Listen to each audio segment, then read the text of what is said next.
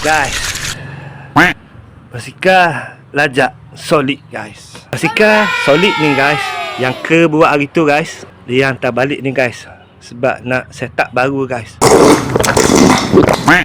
Tapi guys, tu bukan topik utama guys kat sini guys. Topik utama guys, Uncle ada jual tak body? Ada jual tak ni? Uncle jual mah, tapi tak post mah. Kalau area dekat Uncle ni mah, bolehlah Uncle tolong mah. Untuk buat bike solid ni guys, ramai yang tanya mah, ke tak pandai sangat lah mah. Mula-mula mah korang kena cari mah.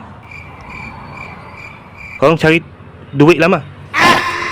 Korang kena cari body dulu guys. Yang ni dari Shopee mah. Kalau ada body Vivang, lagi jackpot lah korang lah mah. Yang dekat Shopee tu mah, yang ke taruh link tu mah, okey mah.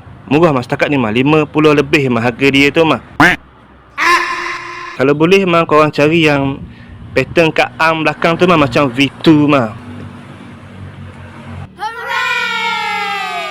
Body setakat ni mah dekat Shopee mah, kedai tu lah mah, agak murah lah mah, 50 lebih saja mah. Kemudian korang cari rim dulu mah. Ikut pandai lah mah. Kalau rim yang second pun dah okey mah, dah okey mah. Kalau dapat rim limited pun lagi okey mah, lagi cung mah.